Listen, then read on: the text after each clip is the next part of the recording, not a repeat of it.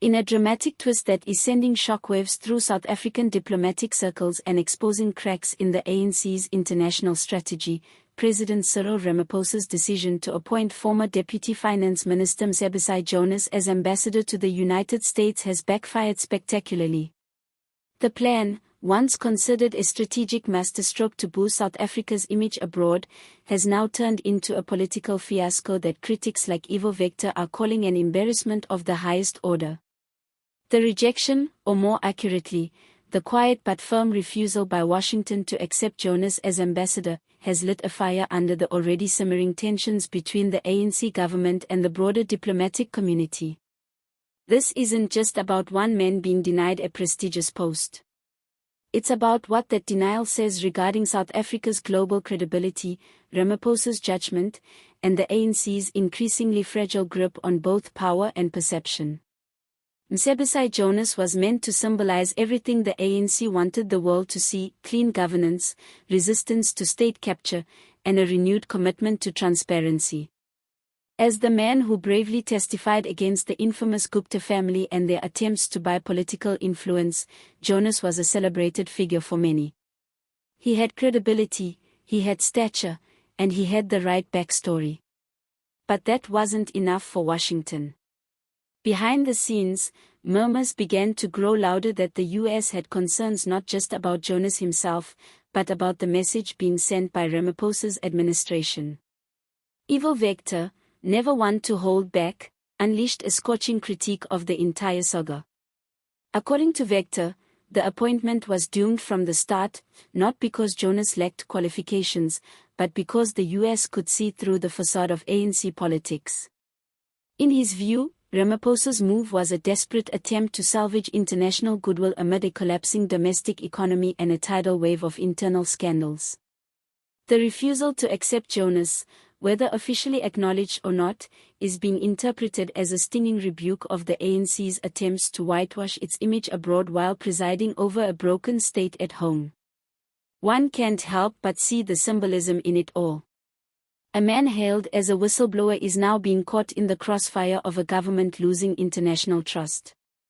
The optics are terrible. For Ramaphosa, it's a humiliation. For Jonas, it's a personal insult. And for South Africa, it raises a frightening question: has the world lost faith in the country's leadership altogether? Behind the scenes, insiders suggest the US had long-standing concerns over Jonas' connection to a party embroiled in corruption allegations and a failing economy. The Biden administration, facing its own pressures ahead of elections, may have wanted to avoid aligning itself too closely with any envoy seen as a political smokescreen rather than a genuine diplomatic figure. The silence from the White House speaks volumes.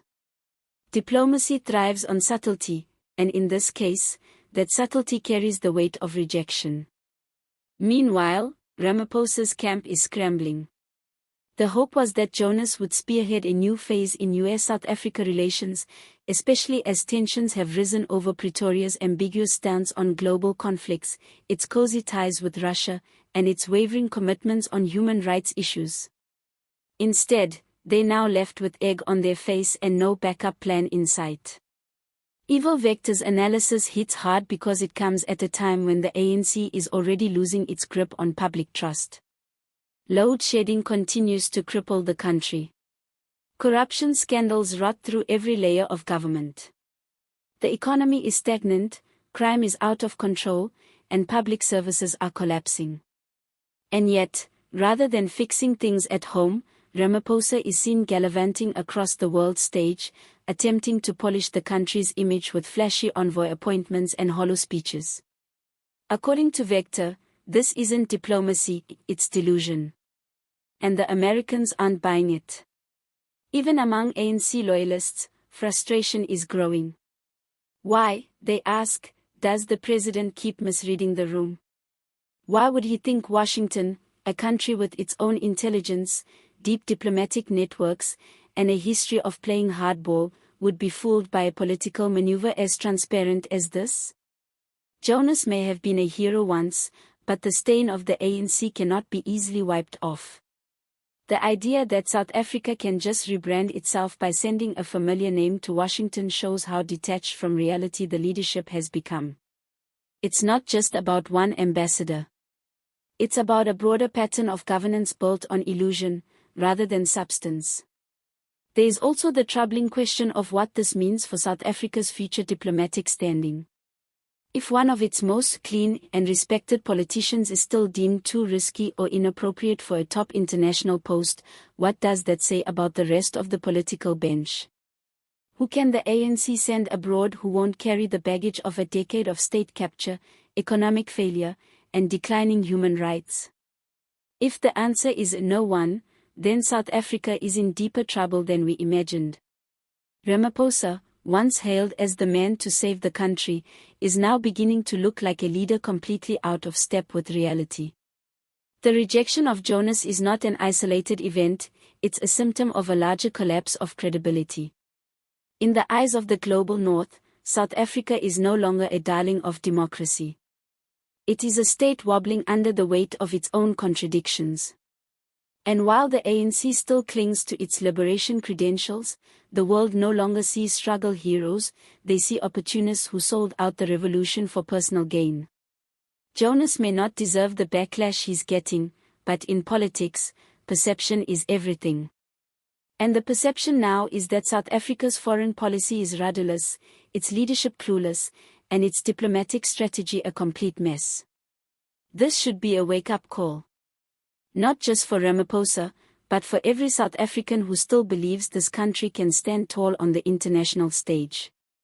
You cannot command respect abroad if your house is on fire at home. You cannot send envoys to Washington while ignoring the cries of ordinary citizens back in Soweto or Khayelitsha.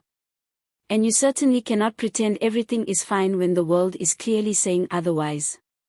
Evil Vector may be controversial, but on this issue, he's not wrong.